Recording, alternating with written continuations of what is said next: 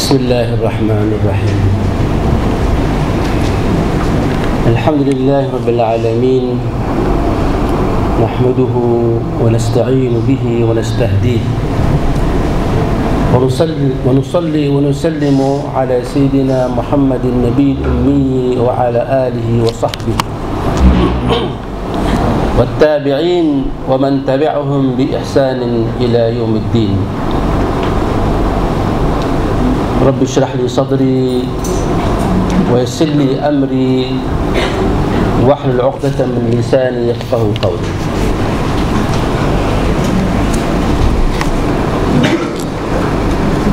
Terima kasih diucapkan kepada pengurusi majlis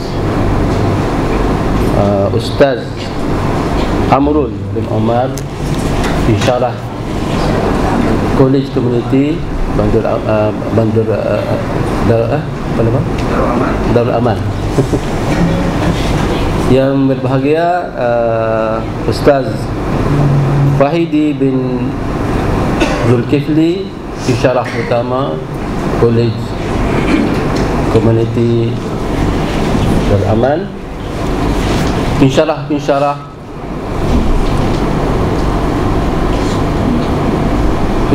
utama, pensyarah sokongan, staff College Community Darul Aman, hadirin hadirat yang saya hormati sekalian. Jadi alhamdulillah, dengan izin Allah Subhanahu wa taala dan Qur'annya, kita dapat berjumpa dalam majlis yang mulia ini, di tempat yang indah ini, Diwan Syarahan di College Community Darul Aman. Jadi alhamdulillah, pertama kali saya ucapkan terima kasih kepada pihak penganjur yang sudi menjemput saya untuk memberi sedikit sebanyak mengenai hijrah Nabi sallallahu alaihi wasallam. Jadi tajuk saya yang saya pilih iaitu matlamat dan hasil hijrah Nabi sallallahu alaihi wasallam dan sahabatnya daripada Makkah Al-Mukarramah ke Madinah Al-Munawwarah. Jadi di sini ada dua bahagian. Matlamat hijrah Nabi sallallahu alaihi wasallam, dan juga hasil hijrah itu atau kesan hijrah itu kepada perjuangan Nabi sallallahu alaihi wasallam di masa itu, dan juga hasil atau kesan hijrah itu di sepanjang zaman hingga ke zaman kita hari ini. Kita akan dapat juga faedah-faedah ataupun hasil-hasil yang kita perlu melaksanakan atau perlu mendalami perkara ini. Jadi objektif tajuk ini adalah mengetahui perjuangan Nabi besar kita sallallahu alaihi wasallam, mengetahui tujuan hijrah Nabi sallallahu alaihi wasallam dan sahabatnya, mengetahui pengorbanan Nabi sallallahu alaihi wasallam dan para sahabatnya, mengetahui hikmah sebalik hijrah itu, mengetahui hasil hijrah itu yang boleh mengambilnya sebagai pengajaran dan tauladan. Jadi saya nampak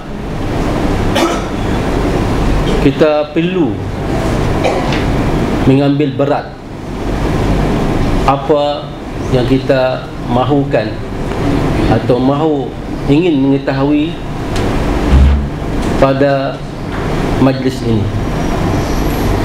Kerana hijrah ini sangat besar kesannya atas Nabi SAW dan sahabat-sahabatnya, dan juga kepada seluruh umat Islam daripada zaman dulu lagi hingga sekarang.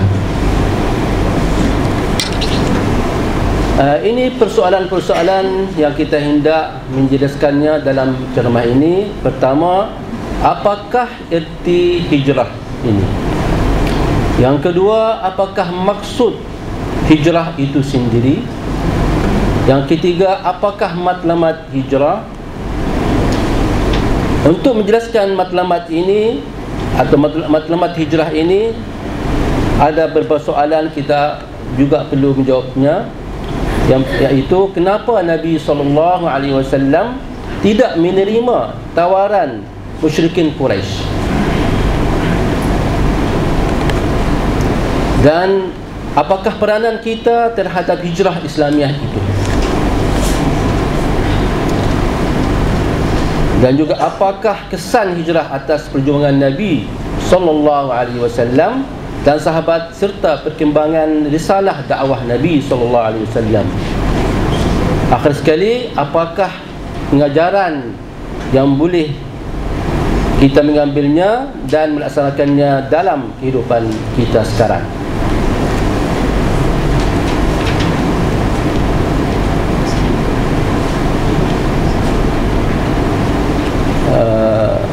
Apabila Ustaz Mahazir beritahu untuk memberi ceramah, saya ingat ceramah ini kepada pelajar-pelajar, kerana kali kedua saya datang di Kudit ini. Kali pertama dalam bulan Ramadan yang lalu saya telah datang di sini, dan ramai yang menyertai majlis ceramah itu adalah pelajar, dan saya ingat belajar juga lah serta majlis ini. Tapi tak apalah, kerana tajuk hijrah ini sesuai untuk semua, untuk orang muda, untuk orang senior, untuk orang kaya, untuk orang miskin, untuk remaja, untuk orang tua, untuk lelaki, dan untuk juga perempuan. Semua. Kalau kita lihat golongan-golongan yang telah memeluk agama Islam, yang telah berhijrah ke Al-Madinah Al-Munawwarah, adalah berbagai golongan, berbagai peringkat di masyarakat. Okey, pengenalan peristiwa hijrah Rasulullah SAW telah menjadi satu titik peralihan dalam hidup Rasulullah SAW dan juga perkembangan agama Islam. Penghijrahan ini dilakukan secara diam-diam bagi mengelakkan diketahui oleh musyrikin Quraisy. Mereka berpindah dalam kumpulan yang kecil. Nabi sendiri hanya ditemani oleh Abu Bakar As-Siddiq radhiyallahu anhu. Sebelum bertolak ke Madinah, mereka bersembunyi di Ghar Thawr. Bahasa Arab kata Ghar Thawr, untuk beberapa hari. Mungkin ramai kenal atau tahu perkara ini. Ini tidak bermakna kita tahu tak payah dengar, kan? Ini merupakan suatu tazkirah. Kita ingat apakah yang berlaku kepada Nabi SAW dan sahabatnya di masa mereka berhijrah. Okey, maka banyak pengajaran yang boleh kita ambilnya atau mengambil iktibar dan pengajaran yang berguna dalam meneruskan kehidupan kita di dunia ini.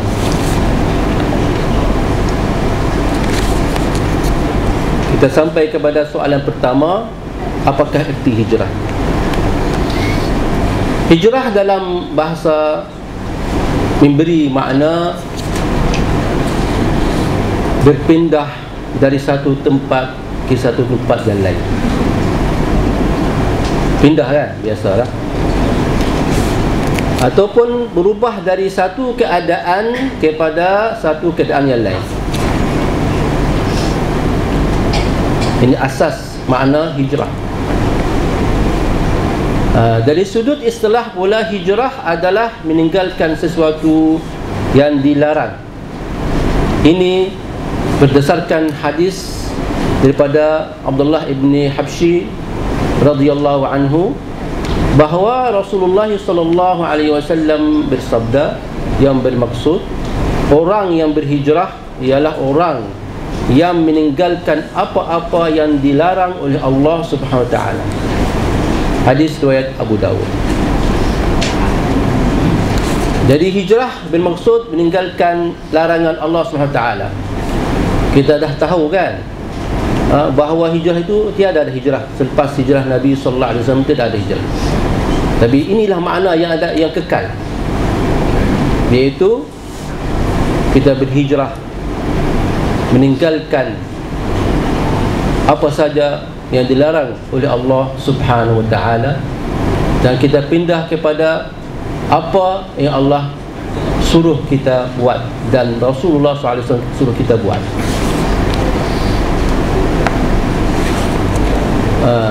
Ini makna hijrah yang khusus, ataupun hijrah yang makna hijrah itu sendiri. Hijrah itu secara khusus ialah perpindahan yang dilakukan oleh Nabi SAW dan sahabatnya dari Makkah ke Al-Madinah Al-Munawwarah dalam memperkukuhkan kedudukan Islam dan merancang strategi baru untuk penyebaran Islam.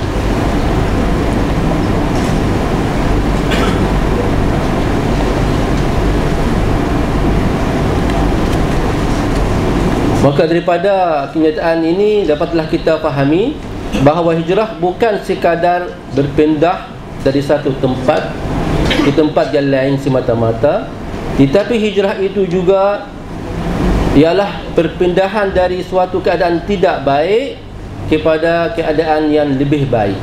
Contohnya meninggalkan ajaran bertentangan dengan Islam dan kembali kepada ajaran Islam sebenarnya.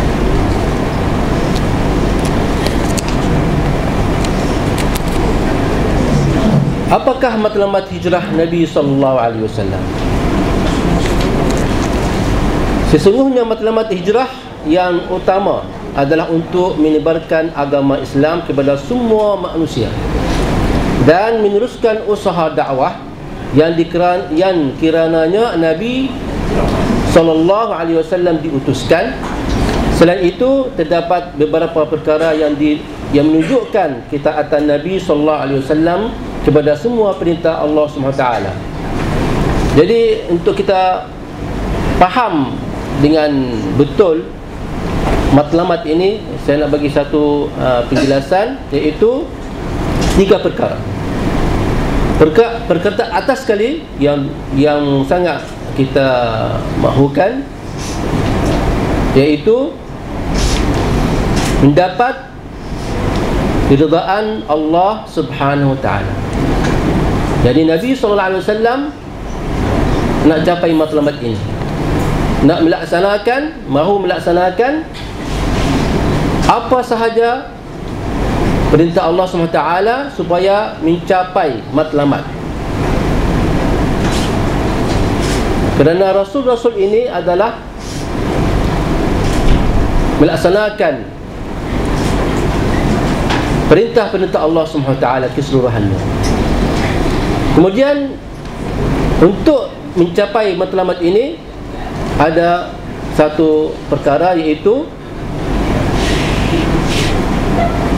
menyebarkan agama Islam supaya semua orang di dunia ini kenal agama Islam. semua di dunia ini, manusia yang ada di dunia ini kenal agama Islam. Untuk mencapai matlab ini, usaha itu adalah dakwah.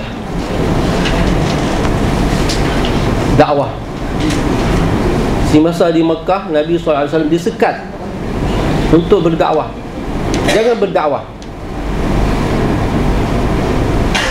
Mereka membenarkan selepas dia menyisa, berusaha untuk mereka tidak memeluk Islam, tapi juga mereka dapat memeluk Islam, maka mereka membenarkan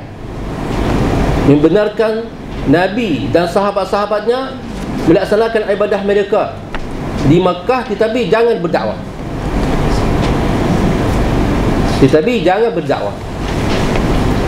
Oleh kerana dakwah itu perkara utama, perlu dilaksanakan, dijalankan, maka hijrah itu telah dilakukan. Allah SWT memerintahkan kepada Nabi SAW untuk berhijrah.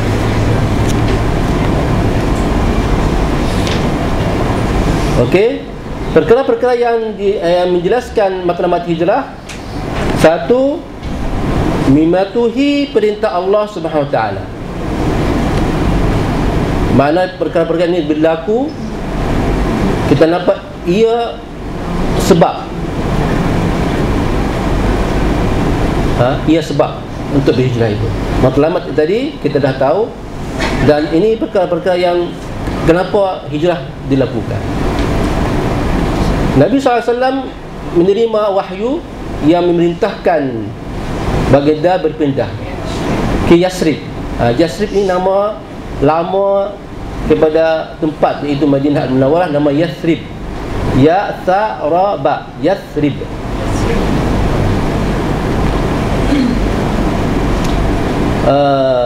Yang kedua, pemulawan terhadap Bani Hashim dan Bani Abdul Muttalib oleh kufar Quraisy. Apabila kufar Quraisy atau musyrikin Quraisy telah gagal menyikat dakwah Nabi SAW, maka mereka telah fikir satu perkara untuk memaksa mereka berhenti daripada dakwah. Itu dia buat pemulawan, iaitu tindakan agresif kafir Quraisy setelah gagal menyikat gerakan dakwah Islamiah Rasulullah SAW. Pemulawan ini merupakan tindakan empat penduduk Yathrib yang beragama Islam meminta Rasulullah SAW berhijrah ke Yathrib dan berjanji melindungi baginda. Kalau kita ingat, kalau tahu sebelum berhijrah, Nabi SAW telah melaksanakan dakwah kepada orang haji. Semasa orang Arab datang ke Makkah untuk menunaikan ibadah haji, maka beberapa tahun, tiga tahun atau 3 musim haji, Nabi SAW telah buat dakwah. Maka musim yang kedua terdapat 6 orang setuju untuk memeluk agama Islam. 6 orang ini telah kembali ke Madinah. Maka tahun yang lepas itu mereka bertambah, ramai masuk Islam. Jadi 6 orang ini telah berdakwah kepada kaum mereka, dan mereka hantar ketua-ketua mereka untuk berbincang dengan Nabi SAW, iaitu 12 orang. Dia berbagai naqib, 12 naqiban, 12 orang naqib, ketua-ketua gulungan mereka di Madinah Al-Munawwarah. Dan mereka berbincang, dan mereka juga bersetuju untuk menerima Nabi SAW dan menyokong Nabi SAW dan berusaha melaksanakan usaha dakwah di Al-Madinah Al-Munawwarah.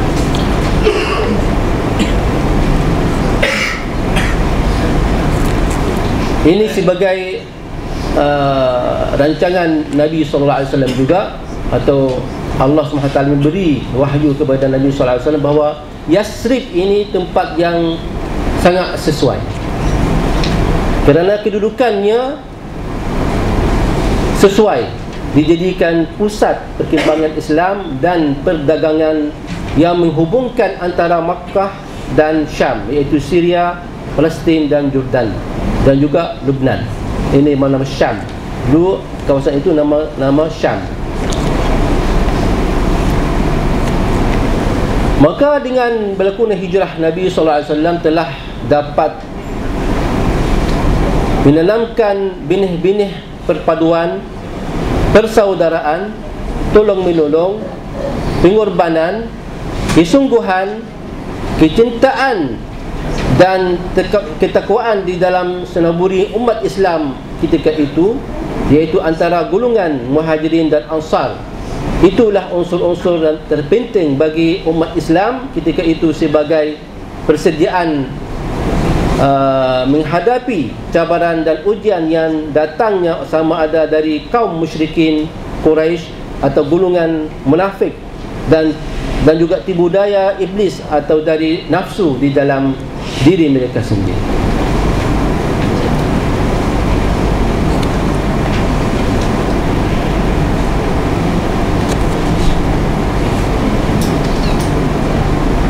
Jadi Allah Subhanahu Wa Taala telah memberi gambaran kepada Nabi sallallahu alaihi wasallam, dan Nabi sallallahu alaihi wasallam memang yakin, sepenuh-sepenuh yakin bahawa dakwah ini akan berjalan dengan baik, dengan lancar, dan akan Islam itu akan tersebar di seluruh dunia. Soalan ketiga, kenapa Nabi SAW tidak menerima tawaran musyrikin Quraisy? Seperti mana saya tak beritahu tadi, bahawa musyrikin Quraisy telah bersetuju untuk Nabi SAW dan sahabat-sahabatnya melaksanakan ibadah-ibadah mereka di Masjid Al-Haram dan di rumah-rumah mereka tanpa gangguan. Tapi jangan berdakwah. Jangan berdakwah. Mereka usaha bersungguh-sungguh untuk Nabi itu berhenti daripada dakwah. Jadi macam tajuk utama daripada hijrah Nabi semuanya ialah dakwah. Apa itu dakwah? Mengajak orang kepada agama Islam, kan? Ataupun mengajar orang agama. Kalau daripada memeluk agama Islam, dan lepas itu mengajar mereka agama Islam, mendengarkan mereka ayat suci Al-Quran. Orang Arab ni dia faham. Dia faham. Dengar ayat Quran, dah faham ni bukan daripada manusia. Oleh kerana itu mereka menyikat orang mendengar Al-Quran, menyikat mereka mendengar Al-Quran Al-Karim. Ada seorang Badawi, dia telah dengar seorang sahabat membaca surah Asy-Syamsu Kuwirat. Dia kata, sungguh ke berlaku ni? Sungguh ke? Dengan dia terkejut, dia faham makna. Maka apabila dia memang akan berlaku, dia kata asyhadu an la ilaha illallah wa anna muhammadar rasulullah. Islam berikan turun. Dan musyrikin Quraisy ni, daripada dulu memang musyrikin Quraisy, musyrikin menyekutukan Allah SWT. Mereka beribadah kepada Allah SWT, tapi mereka buat perantaraan. Wa ma na'buduhum illa zulfa, perantaraan saja. Bukan kita beribadah kepada sanam-sanam, bahala-bahala ini, dan kita perantaraan kepada Allah SWT. Tetapi setelah Nabi memberitahu kepada mereka ini tak boleh,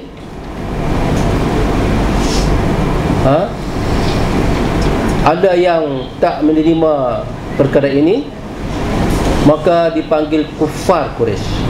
Dia telah kufur, bukan musyrikin lagi. Sebelum Nabi datang, mereka nama musyrikin. Mereka tak tahu, ditipu oleh syaitan. Tapi setelah Nabi bagi tahu kepada mereka, mereka enggan juga, tak nak juga, maka selepas itu mereka dipanggil, digelarkan kufar, kufur. Tak menerima, kufur dah, bukan musyrikin dah lepas itu. Jadi makna musyrikin sebelum terima dakwah, selepas menerima dakwah, dia tak, bukan musyrikin dah, jadi kufar, teruk lagi lah, kufar Quraisy. Maka daripada usaha mereka, kufar Quraisy ni, untuk menyikat dakwah Nabi SAW, mereka memberi beberapa tawaran kepada Nabi SAW. Kerana Islam, orang Islam makin kuat, makin kuat. Selepas Hamzah ibn Abdul Muttalib dan Umar ibn Al-Khattab memeluk agama Islam, Islam makin kuat, makin ramai memeluk agama Islam. Maka kufar Quraisy rasa kuasa mereka tergugat. Maka mereka berusaha dengan sungguh-sungguh untuk Nabi berhenti daripada dakwah. Maka mereka bagi tawaran kepada Nabi SAW. Tawaran pertama,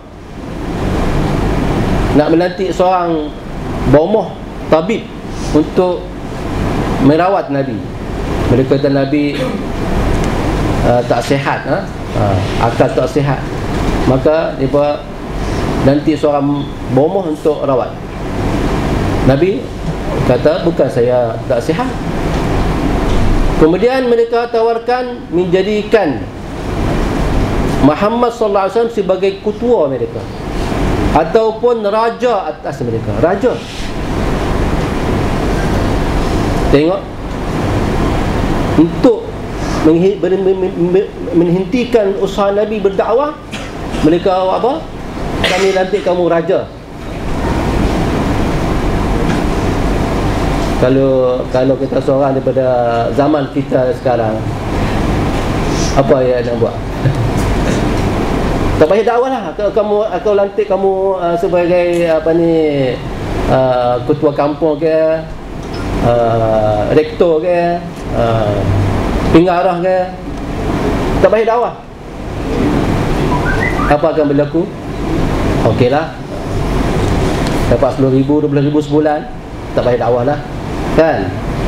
Nabi ditawarkan lantik sebagai raja, dia tolak juga. Dan mereka tawarkan juga untuk mengkahwininya seorang wanita yang tercantik.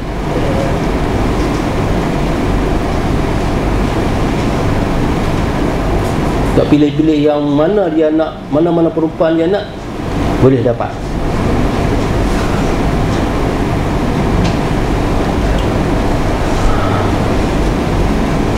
Sebab orang manusia ni, kalau lelaki kan, kalau bagi perempuan cantik, rupa habis lah, tak ingat apa dah, tinggal semua.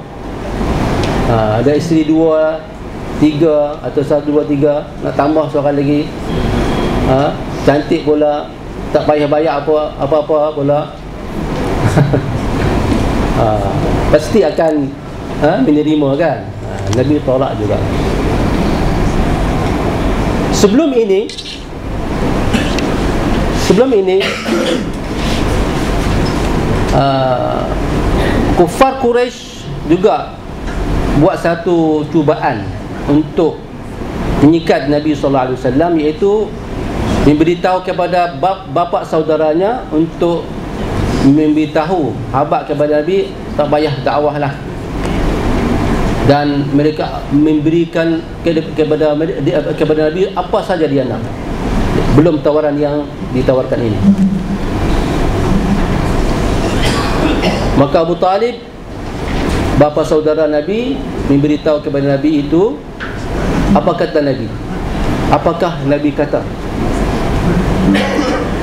Pasal dia kata, "Law wada'u asy-syamsa 'an yamini wal qamara 'an shimali ala an atruka hadha al-amr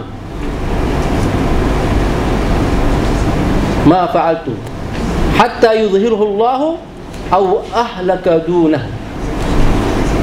Kalau mereka letakkan matahari di kanan tangan saya dan meletakkan bulan di kiri tangan saya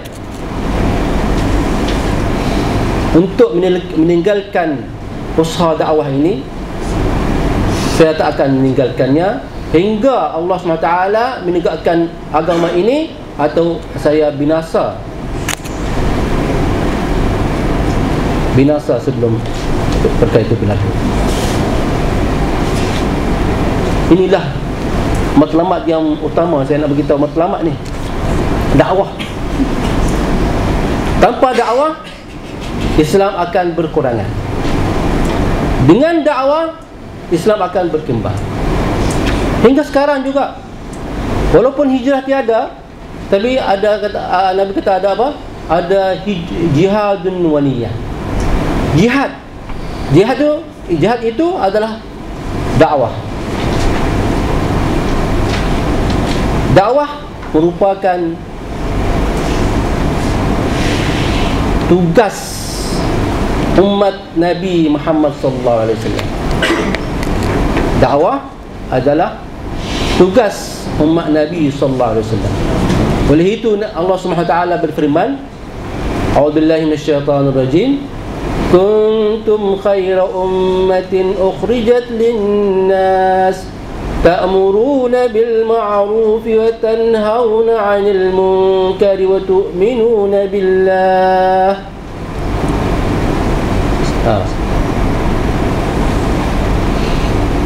Kamu sesungguhnya sebaik-baik umat atau orang yang dikeluarkan kepada manusia untuk mengajak mereka kepada kebaikan dan mencegah mereka daripada kemungkaran dan beriman kepada Allah SWT. Ada ulama mensyarahkan, mentafsirkan ayat ini. Kalau orang itu melaksanakan usaha dakwah, maka dia dapat iman yang sempurna. Tu'minuna billah. Kerana itu dia dapat, ayat itu dapat iman peringkat yang ketiga, bukan pertama. Pertama ta'muru bil ma'ruf, yang kedua tanhauna 'anil munkar, yang ketiga. Dan ada orang kata dakwah, ataupun dia bertanyalah, dakwah dengan amar ma'ruf nahi munkar sama atau tidak? Dia tak sama. Peringkat pertama dakwah, mengajak dan mengajar. Peringkat kedua, selepas ramai masuk agama Islam,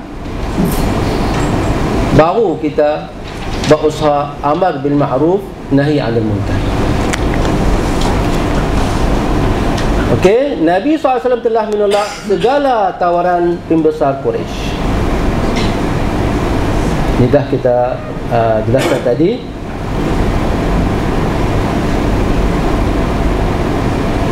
Saya tak fikir kalau saya pergi ceramah, cakap saja, mungkin lagi orang lena lagi kan. Tapi lah mungkin tak nak dengar, tengok boleh baca, no? Saya pun minta Ustaz Mahazir untuk nota ini bagi setiap peserta, untuk kita faham dengan mendalam apa yang hendak disampaikan. Ini kita dah jelaskan tadi. Soalan keempat, apakah peranan kita terhadap hijrah Islamiah itu? Mungkin saya jelaskan tadi, dah menjelaskannya sebagai setiap umat Nabi SAW adalah da'i, seorang berdakwah, perlu berdakwah. Jadi inilah menjelaskan kepada kita. Kita baca sikit. Hijrah Rasulullah SAW memberi iktibar kepada kita mengenai fungsi dan peranan kita sebagai umat Islam, tidak berhenti setekat ibadat khusus semata-mata. Lebih luas daripada itu, peranan kita adalah sebagai khalifah Allah Subhanahu Wa Taala di muka bumi. Di antara tugas-tugas sebagai khalifah adalah seperti yang dijelaskan oleh Al-Mawardi dalam kitabnya Al-Ahkam As-Sultaniyah, iaitu menjaga agama dan mentadbir dunia. Nak jaga, kena buat usaha dakwah. Kalau kita jaga tengok saja, tak jaga, tak jadi, tak terjaga. Okey. Maka marilah kita mencontohi para sahabat yang sanggup berkorban demi kepentingan Islam. Sesungguhnya hijrah tidak akan berjaya dilaksanakan tanpa jihad. Seperti bagi tahu tadi, jihad yang Nabi SAW, jihad itu akan ada setiap zaman, tak berhenti jihad. Perpaduan dan kecintaan terhadap Allah SWT. Apa maknanya kita menyambut sambutan ma'al hijrah jika kita semakin jauh dengan Islam atau daripada Islam?